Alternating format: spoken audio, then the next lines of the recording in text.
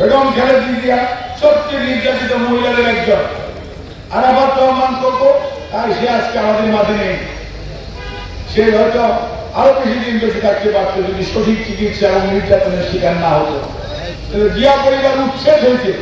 অনেক মুক্তিযোদ্ধা আছে যারা আপনার জায়গা পেয়েছিলেন, বাড়ি পেয়েছিলেন, কাউকে কিন্তু বাড়ি থেকে উচ্ছেদ করেছে।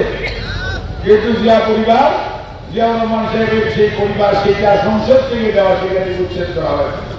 এসছে ক্ষতিগ্রস্ত পরিবার তার কেউ নাই।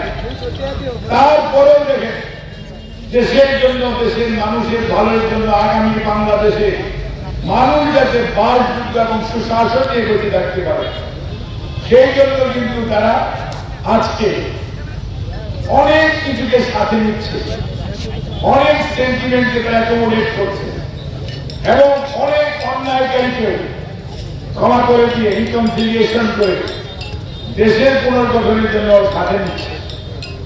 তার কারণটা কি? তার কারণটা হচ্ছে, আপনি যদি নেতা হন, আপনি যদি নেতৃত্ব দেন, তাহলে মনে রাখতে হবে আপনার 5টি ছেলের মধ্যে 5 জনই A+ পাবে না। একটা পড়াশোনা করবে না, একটা বামুল্য হবে, একটা দুষ্ট হবে, বিভিন্ন টাইপের হবে। একটা 5 ওয়াক্ত নামাজ পড়বে, আর একটা নামাজ পড়বে না, এবং এই সব